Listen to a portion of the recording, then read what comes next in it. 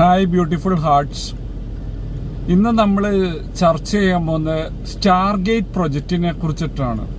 നിങ്ങളെല്ലാവരും കേട്ടിട്ടുണ്ടാവും, കഴിഞ്ഞ ഒരു വർഷമായിട്ട് നമ്മളെപ്പോഴും കേൾക്കുന്ന ഒരു ഇതാണ് സ്റ്റാർഗേറ്റ് പ്രൊജക്റ്റ്. എന്താണ് സ്റ്റാർഗേറ്റ് പ്രൊജക്റ്റ് എന്നാണ് നമ്മളിപ്പം ഡിസ്കസ് ചെയ്യാൻ പോകുന്നത്.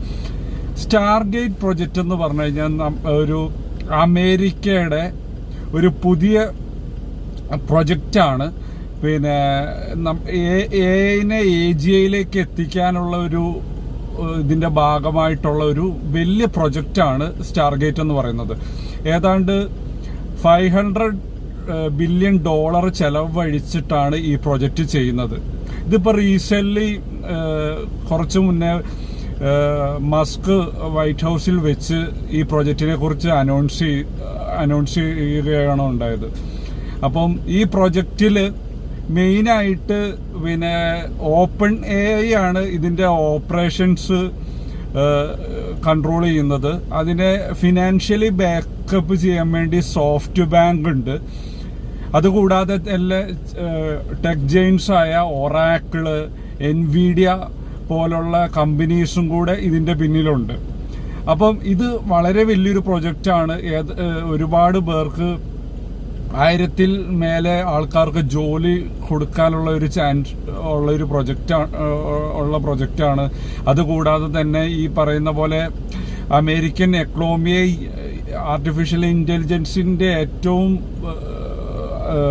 ഏറ്റവും ഡോമിനന്റ് ആയിട്ട് അവരെ നിൽക്കാൻ വേണ്ടി ഉള്ള ഒരു പ്രൊജക്റ്റും കൂടെയാണ് ഈ സ്റ്റാർഗേറ്റ് എന്ന് പറയുന്നത്. അപ്പം ഇത് ആർട്ടിഫിഷ്യൽ ഇന്റലിജൻസിന്റെ ഇതിൽ കൂടി തന്നെ നമ്മുടെ ഹെൽത്ത് കെയർ, ക്ലൈമറ്റ് ചേഞ്ച്, ഈ മേഖലകളിലൊക്കെ ഒരു ഡെവലപ്മെന്റ്സ് കൊണ്ടുവരികയാണ് ആർട്ടിഫിഷ്യൽ ഇന്റലിജൻസ് വഴി അവർ ഉന്നം വെക്കുന്നത്. അതുകൂടാതെ അമേരിക്കയെ ആർട്ടിഫിഷ്യൽ ഇന്റലിജൻസിന്റെ ഏറ്റവും ഹയസ്റ്റ് വളരെ ഡോമിനന്റ് ആയിട്ടുള്ള ഒരു സൂപ്പർ പവറും കൂടി ആക്കി മാറ്റാനാണ് ഈ പ്രൊജക്റ്റിന്റെ ലക്ഷ്യമിടുന്നത്.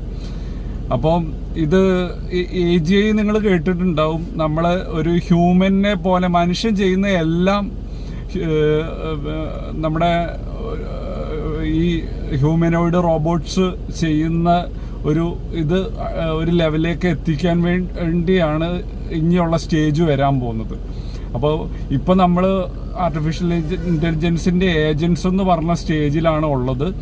അപ്പോൾ അതിൽ നിന്ന് AGIയിലേക്ക് ഇതാക്കാൻ വേണ്ടിയാണ് ഇവർ ഇത്രയും ഫണ്ടിങ് നടത്തി ഇങ്ങനെ ഒരു പ്രൊജക്റ്റ് ഇതാക്കിയത്. അപ്പം ഇതിൽ ഇപ്പോൾ ഉള്ളൊരു ചോദ്യം എന്താന്ന് വെച്ച് കഴിഞ്ഞാൽ, നമ്മൾ കേട്ടിട്ടുണ്ടാവില്ലേ ഇപ്പം ഡീപ് സീക്ക് ചൈനയുടെ AI പുതിയൊരു മുന്നേറ്റം നടത്തിയതിനെ കുറിച്ച്. നമ്മൾ മുന്നുള്ള വീഡിയോയിൽ നമ്മൾ ഡിസ്കസ് ചെയ്താണ്ട് ഏതാണ്ട് 98% കോസ്റ്റ് എഫക്റ്റീവായിട്ട് ആണ് ഇവർ ഈ പ്രൊജക്റ്റ് ചെയ്തതെന്നുള്ളത്.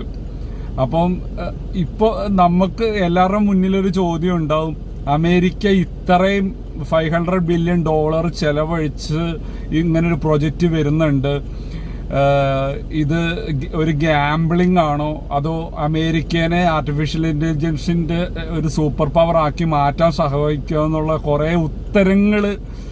കുറെ ചോദ്യങ്ങളും ഇപ്പം എല്ലാവരും ചോദിച്ചുകൊണ്ടിരിക്കുന്നതാണ്. കാരണം ഡീപ് സീക്ക് റിലീസായ പിന്നെ.